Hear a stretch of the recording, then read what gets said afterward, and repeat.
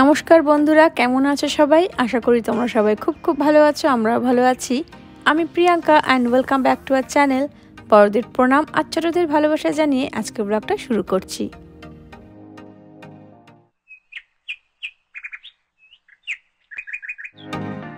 আগের ব্লগে দেখেছিলে আমরা রুবি ফলস দেখলাম, যেটা কিনা টেনেসি রাজ্যে আছে।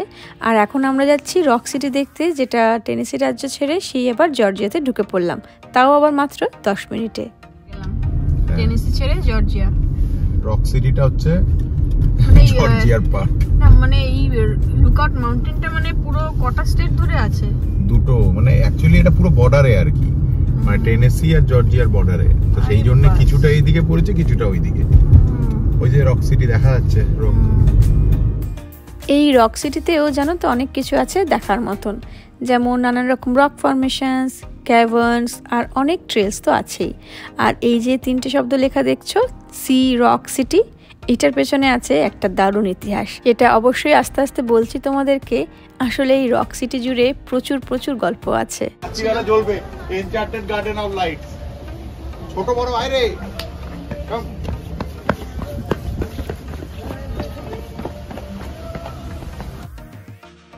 বাচ্চারা তো বাচ্চাদের বাবাও বাচ্চাই হয়ে গেছে, আর হবে নাই বা কেন। এত সুন্দর সাজানো গোছানো নেইবারহুডটা, শুধু নোমস আর নোমস।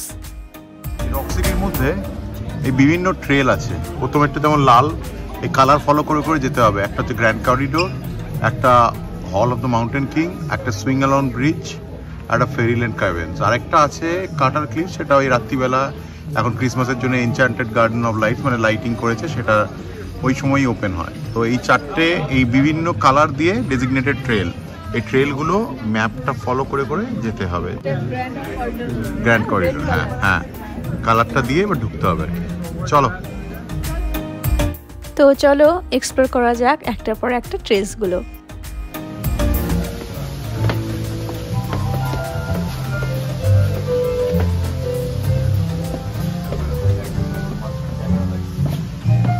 ইন্ডিয়ান একটা মুভি দেখছিলাম, মঞ্জুমেল বয়েজ।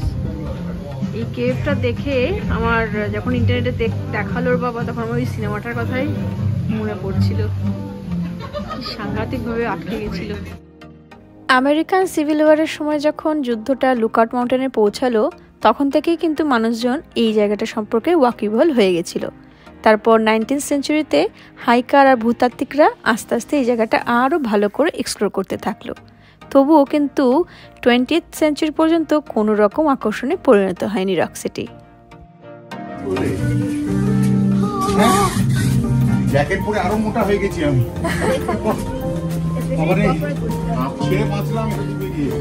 হ্যাঁ, খুব কম জায়গার মধ্যে দিয়ে আসলাম। হ্যাঁ, মনে হচ্ছে না আটকে যাবো। সব গাছগুলোর নাম দেওয়া আছে, সাথে সবই মরে গেছে। শীতকাল না, হোয়াইট প্লাম। এটা ওদের বেরিয়ে যেতে দাও গো, পেছনে কুকুর আছে। ওই যে মাশরুম রক, দেখ মাশরুমের মতন ফরমেশনটা হয়েছে, ওখানে বসার জায়গা আছে। তবে এই জায়গাটিকে এত বেশি আকর্ষিত করার পেছনে দাবি রাখেন দুজন, গার্নেট আর ফ্রিয়েডা কার্টার, যারা এই রক সিটির ওনার, মানে কো-ফাউন্ডার বলতে পারো। ওনারা ক্লার্ক বায়েস নামে একজন পেইন্টারকে ভাড়া করেন তাদের ফার্ম হাউসে সি রক সিটি লিখে পেইন্ট করানোর জন্য। আর এই অ্যাডভার্টাইজমেন্টটা বেশ ভালো কাজ দিল এবং লোকে সাড়া পেতেও লাগলো। এই দেখে ওনারা ঠিক করেন ব্যাপারটাকে যদি আরও চারিদিকে ছড়িয়ে দেওয়া যেতে পারে তো কেমন হয়। যেমন ভাবা তেমন কাজ। তাই ক্লার্ক বায়ার্সকে দিয়ে গোটা আমেরিকার সাউথ ইস্ট আর মিডল ইস্ট জুড়ে প্রায় 19টা রাজ্যে 900টার উপর ফার্ম হাউসে সি রক সিটি পেইন্ট করানো হয়। ব্যাস, এই অ্যাডভার্টাইজমেন্ট ব্যাপক হারে মানুষজনের চোখে পড়ে এবং আস্তে আস্তে লোকজনের পছন্দের জায়গা হয়ে ওঠে এই রক সিটি। তবে কার্টার দম্পতি এখানেই থেমে থাকেননি। ফ্রিয়েডা কার্টারের তৎপরতায় গার্নেট কার্টার তাদের ব্যাকইয়ার্ডে একটা ফেরিল্যান্ডও তৈরি করেন, যেটা তৈরি করা হয় পুরোপুরি ইউরোপিয়ান কালচারের উপর বেস করে। কারণ ওনার স্ত্রী ফ্রিয়েডা কার্টার ছিলেন ইউরোপীয় লোককাহিনীর খুব বড় ভক্ত। আর সেই ফেরিল্যান্ডটা দেখতে পাবো একদম শেষে ট্রেলে। দেখো কি খুঁজে পেয়েছি, দেখেছো? শুনছো? ফসিলসের রডোডেন্ড্রন খুঁজে পেয়েছি। এই সেই গাছ, ছোটবেলায় এই নিয়েই কত গান শুনেছি রূপম ইসলামের। কি রে এগুলো? হ্যাঁ রাত্রিবেলা আলো জ্বলবে। দেখো 4টে রকি চেয়ার আছে, একটা তুমি পুরো আমার জন্য দিয়েছে। পড়ে যাবে। ওয়াও কি সুন্দর এই জায়গাগুলো, মনে হচ্ছে ইগলু স্নো বানিয়েছে, ইগলু। ইগলু। হ্যাঁ আইস কিউব এগুলো। স্টোন ব্রিজ এদিকে সুইং আলং, কে কোনটায় যাবে? আগে স্টোন ব্রিজটা ঘুরে আসি। সুইং আলং কে বলছে? আমি। সুইং আলং তিনজন সুইং আলং আগে। ওইখানে লাভাস ব্রিজ, সুইং অ্যালং ব্রিজ। চল আস্তে আস্তে চল, দুদিক ধরে যাবি।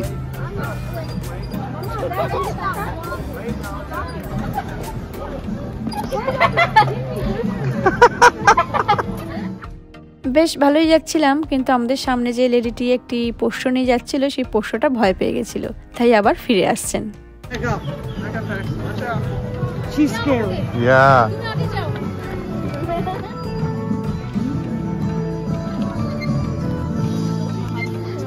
ওয়াও, তিন্নি কেমন লাগছে?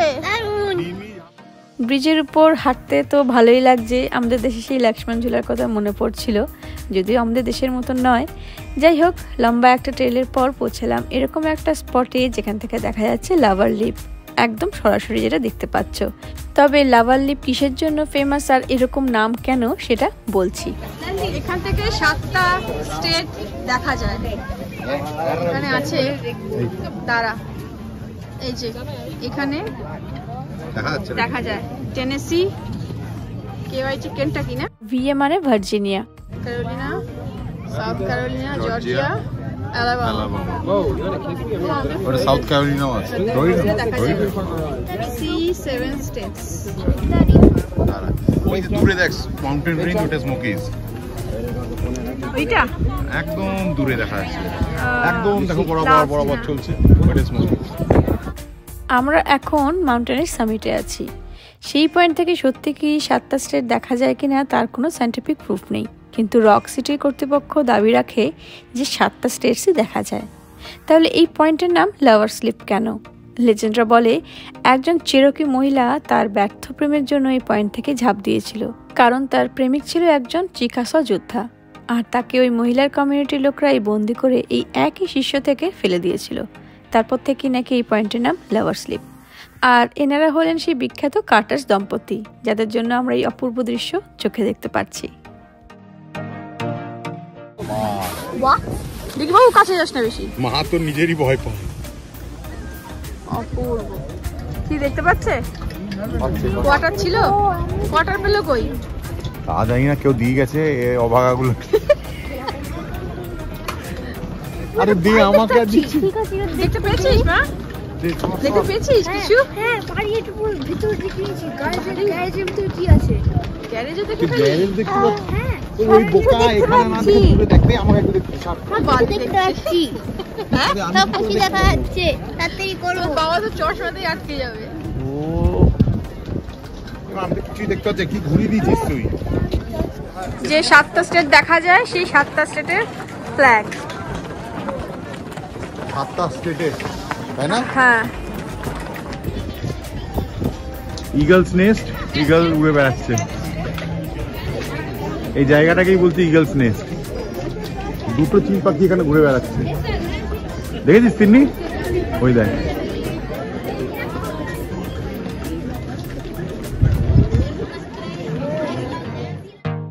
দেখতে দেখতে অনেকটা হাঁটা হয়ে গেছে, তাই এবার খিদেও পেয়েছে মারাত্মক। সাথে সাথে স্ন্যাক্স ছিল, সবাই খেয়ে নিলাম, কারণ এখনো হাফও হয়নি। সবে 2টো ট্রেলস হয়েছে, আরো 3টে ট্রেলস বাকি। ফ্যাটম্যান স্কুইজ আবার সেই। হ্যাঁ, এবার তো আমি তো ফ্যাটম্যান নয়, কিন্তু জ্যাকেট পরে ফ্যাটম্যান হয়ে গেছি আমরা।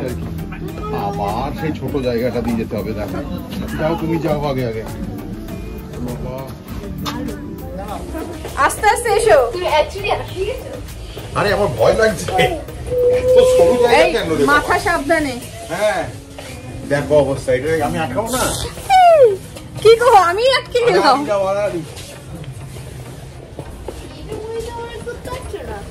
না না না, জ্যাকেট পরে, জ্যাকেট পরে কি হচ্ছে? সবটা পেরিয়ে গেছি। ওরে বাপ রে, মা তো খাওয়া দিচ্ছে। এটা মনে হয় টপ মোস্ট পয়েন্টে। ওয়াও, দেখ এই জায়গাটাতে ইন্টারনেটে ফটো দেওয়া আছে। এখান থেকে আমি এই পয়েন্টটাই খুঁজছিলাম।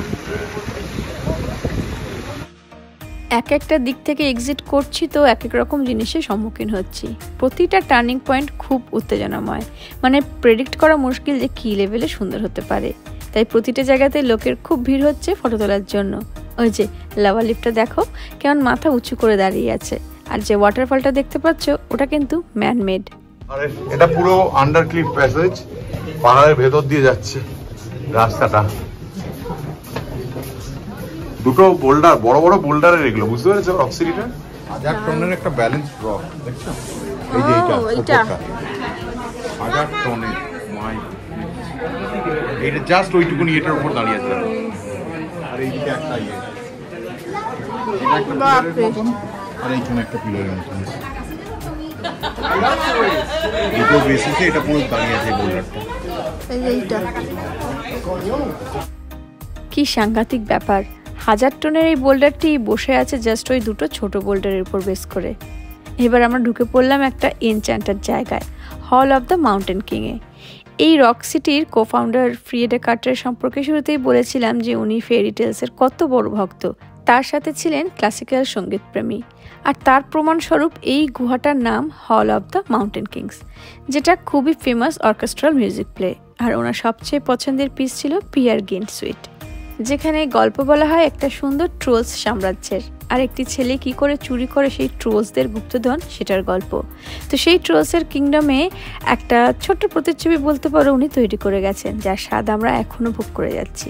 এরপর ঢুকলাম ফেরিল্যান্ডে, যেটা কিনা ফ্রিয়েডা কার্টারের জীবনের সবচেয়ে শ্রেষ্ঠ সৃষ্টি, ফেরিল্যান্ড ক্যাভার্নস। এখানে ইতিহাসটা লেখা আছে, পড়ে যেটুকু বুঝলাম যে উনি এতটাই ফেরি টেলসে বিশ্বাস করতেন, বাড়ির চারদিক এমনকি ব্যাকইয়ার্ডেও ট্রোলস, নোমস এই সবের পাথরের মূর্তি দিয়ে ভরিয়ে দিতেন। আর জার্মান ফেরি টেলস এত ভালোবাসতেন, ছোটোখাটো একটা মাদার গুজ ভিলেজ তৈরি করে ফেলেছিলেন, যাতে আছে প্রায় সবকটাই নার্সারি রাইমস। দেখো তো তোমরা কে কটা চিনতে পারলে?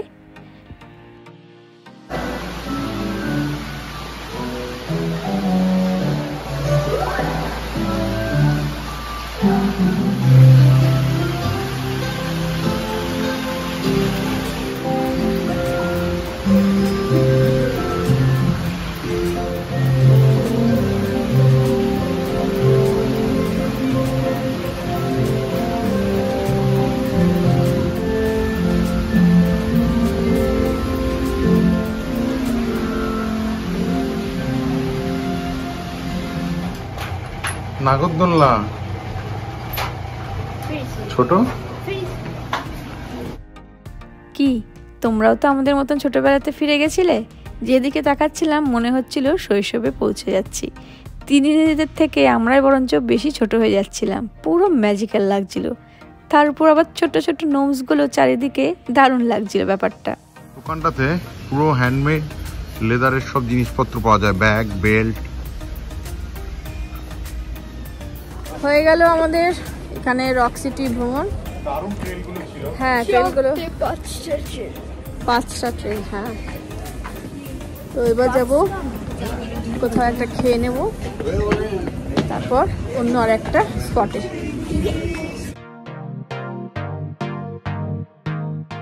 এই সেই ইনক্লাইন রেলওয়ে যেটা লুকআউট মাউন্টেনের টপে নিয়ে যায়। ওই দূরে লাইনটা দেখতে পাচ্ছ, এরকম পুরো খাড়া ওঠে। আমাদের ভাগ্যটা খারাপ, কিছুদিন আগে এখানে আগুন লেগেছিল বলে এটা বন্ধ আছে, তাই আমাদের আর চড়া হলো না। এবারে দেখা যাক পরের বারে আবার এসে। এখানে যখন চড়তে পারলামই না, থেকে লাভ নেই। চলো এবার ঘরে যাই, তাড়াতাড়ি সব মিটিয়ে কাপড় জামা সব গুছিয়ে কাল আবার বাড়ি ফেরাও আছে। ঘরে ঢোকার আগে ম্যাকডিতে খেয়ে ঢুকেছিলাম, তারপর একটু রেস্ট নিয়ে জামা কাপড় গুছিয়ে ঘরটার একটু মোটামুটি ক্লিন টিন করে এখন বানাচ্ছি রাতের খাবার। কি করছো গো? এই পেঁয়াজটা কাটছি, চালে ডালে বসিয়ে দিয়েছি, ঘর থেকে এনেছিলাম। আলু সেদ্ধ পেঁয়াজ মাখা হয়ে গেছে। হ্যাঁ, চালে ডালে আর পুরো অমৃত খাবার। চান করে বেরিয়ে ভাতের গন্ধটা পেয়ে দারুণ লাগছে আর কি। চলো এক্ষুনি হয়ে যাবে, আর 2 মিনিট লাগবে। কি ভালো লাগছে? ভাত, ডাল, আলু সেদ্ধ। খেয়ে না তাড়াতাড়ি, একটু এগিয়ে বসে খাও। তো বাবা কি করছে? স্বস্তির খাবার বলো। গান গ্যাজ গ্যাজ করছিল আমার, এটা পেয়ে এখন ভালো লাগছে। বাইরে যতই খাওয়া হোক ভাত ডালে আর আলু সিদ্ধর মতন তৃপ্তি আর কিছু নেই। ঠিক আছে খেয়ে নাও। হ্যাঁ খাচ্ছি। Good morning. দেখতে দেখতে 5টা দিন যেন নিমেষের মধ্যে কেটে গেল। এবার বাড়ি ফেরার পালা। কিন্তু চিন্তার বিষয় হচ্ছে আজকের ওয়েদারটাকে নিয়ে। খুব মেঘলা করছে দেখো, আর বৃষ্টির খুব সম্ভাবনাও আছে। একই পাহাড়ি রাস্তা, তার উপর আবার বৃষ্টি। দেখতে দেখতে 5টা দিন কি করে কেটে গেল বুঝতে পারলাম না। বেশ সুন্দর হলো এই ট্রিপটা, বেশ অনেক কিছু জানলাম, অনেক কিছু জায়গা এক্সপ্লোর করলাম। তো ওভারঅল খুব ভালো এক্সপিরিয়েন্স, তোমরা ব্লগে দেখতেই পেলে। তো কেমন লাগলো অবশ্যই জানিও, আর কোন জায়গাটা তোমাদের সব থেকে ভালো লেগেছে সেটাও কমেন্টে জানিও। তো আমাদের চেক আউট করতে করতে বাজলো প্রায় 10:30। ভেবেছিলাম তাড়াতাড়ি উঠে 9টার মধ্যে বেরিয়ে যাব, কিন্তু তা আর হলো না, লেট সেই হয়েই গেল। যদিও বৃষ্টির প্রেডিকশন আছে 12টা থেকে, তাই আস্তে আস্তে সাবধানেই গাড়ি চালাতে হবে। আর আকাশের অবস্থাটা দেখেছো? যদিও এখনও বৃষ্টি পড়েনি এদিকে, কিন্তু চারিদিক কুয়াশায় ভরা। আটলান্টা পৌঁছে গেলাম 2 ঘন্টার মধ্যে, আর আটলান্টা পৌঁছে দেখি একই অবস্থা। বড় বড় বিল্ডিংগুলোর মাথা দেখাই যাচ্ছে না কুয়াশায়। আমরা এক্সপ্রেস লেনে ঢুকে গেলাম বলে এদিকটা দেখো পুরো ফাঁকা, এটা টোল রোড। আর ওইদিকের কি অবস্থা, পুরো লাইন বাই লাইন, মানে মোটামুটি 5 মিনিট চলে এলাম, তাও একই অবস্থা। 40 মিনিট হয়ে গেল। হ্যাঁ, দাঁড়িয়ে থাকলে সারা দিন সারা রাত দাঁড়িয়ে থেকে যেতে হবে। ট্রাকে ভর্তি, ট্রাকে 3-4 লাইনে ট্রাক ভরা। এই জন্য টোল রোড দিয়ে এক্সপ্রেস লেনটা নিয়েই বেরিয়ে যাচ্ছি আজকে আমরা, কিছু করার নেই তাছাড়া। যত এগোচ্ছি যেন আরো কুয়াশার মধ্যে ঢুকে পড়ছি। ভোর 4টে না বিকেল 4টে বোঝা মুশকিল। আর এদিকে হাইওয়েতেও জ্যামের অ্যালার্ট আসছে বারবার জিপিএসে, তার সাথে সাথে আসছে অ্যাক্সিডেন্টেরও। অবশেষে ফ্লোরিডা ঢুকলাম। হ্যাঁ, যেই ঢুকলাম অমনি সানপাস হয়ে গেল, দেখেছিস? তিন্নি সানপাস হলো ফ্লোরিডাতে প্রিপেইড টোল প্রোগ্রাম, মানে তুমি ফ্লোরিডার মধ্যে যে কোনো টোলসের পেমেন্ট করতে পারবো ওই সানপাস দিয়ে। কিন্তু জর্জিয়াতে অন্য পাস দেখাচ্ছিল, তাই ভয় ভয়ে টোলের লেনটায় এন্ট্রি করেছিলাম। কিন্তু ওই লেন দিয়েই যখন ফ্লোরিডাতে ঢুকলাম, নামটা অটোমেটিক চেঞ্জ হয়ে গেল সানপাসে। তারপর গুগল করে দেখলাম যে সানপাস হোল্ডাররা জর্জিয়ার ওই পাসের লেন অ্যাক্সেস করতে পারে নির্দ্বিধায়। ওহ, প্রায় রাত 9টা বাজলো ঘর পৌঁছাতে। মাঝে শুধু 2বার গাড়ি থামিয়েছিলাম, একবার সাবওয়েতে খেতে আর একবার তেল ভরতে, তাই আরও 50 মিনিট মতন দেরি হলো পৌঁছাতে। কিন্তু সেটা না করলে হতো না যে। যাই হোক, এবার একটু স্বস্তি পেলাম। এই এসে বাড়ি পৌঁছালাম, এখন 8:50, আর লাস্ট মাইলেজ এখন 13,313। আর আমরা যেদিন রোড ট্রিপ শুরু করেছিলাম তখন ছিল 11,952। অনেক চললো গাড়িটাই 5 দিনে। চলো এবার ঘরে ঢোকা যাক। কোমর ধরে গেছে, ছোট বড় তোদের কি অবস্থা? ঘুম পাচ্ছে। তোমার কি অবস্থা গো? টায়ার্ড হয়ে গেছে। চলো। ওখানে 50 ডিগ্রি ফ্যারেনহাইটে ছিলাম, আর এখানে এসে 73-এ পড়লাম। মারাত্মক গরম লাগছে। কিন্তু ঘরে ঢুকতে না ঢুকতেই মেয়েরা এরকম সারপ্রাইজ পাবে ভাবিনি। সান্তা ক্লজ গিফট দিয়ে গেছে। স্টকিংসও ভরা, তো ধরা যাবে না। ব্লক কিছু কি লেখা আছে? মানে বানাতে হবে, 39 পিস আছে তো বানাতে হবে। লাসি? হ্যাঁ,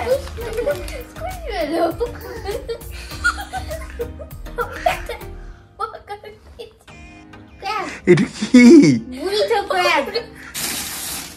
ওটা কি? অ্যানিমেল লেগো আমি চেয়েছিলাম, তো বাবা আমাকে অ্যানিমেল লেগো দিয়েছে। দিদিকে কি দিয়েছে? Harry Potter. ও হ্যাঁ হ্যাঁ, হ্যারি পটার বাক বিক। হ্যাঁ বাক কি? বাক বিক। বাক বিক, বাক বিক ওই বার্ডটা। হ্যাঁ ওকে। আর পেয়েছে কি পেয়েছে? হারমোনিকা। হারমোনিকা, ও হারমোনিয়াম বাসি ছিল, এটা আমাদের ছিল তখন আমরা ছোট ছিলাম। হ্যাঁ, দিদি বাজায় না মিউজিক, ওই জন্য। একটা রাবার ব্যান্ড ব্রেসলেট, লাস্ট একটা ইশানি এন্ড তো ফানি। এটা কি? খোল, দুজনে মিলে খোল। ওই স্পেশাল গিফট। কে রে এটা? Stitch. Stitch. বারে কি করে দেখি ঘোড়া? Dancing Elvis Stitch.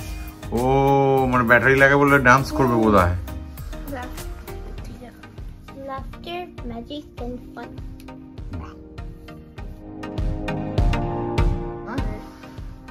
আরে বাস, পেগোতেছিলাম। তোর একটা দিদি আর একটা দিয়েছে নাকি? ওটা কি? কি লিখেছিলি?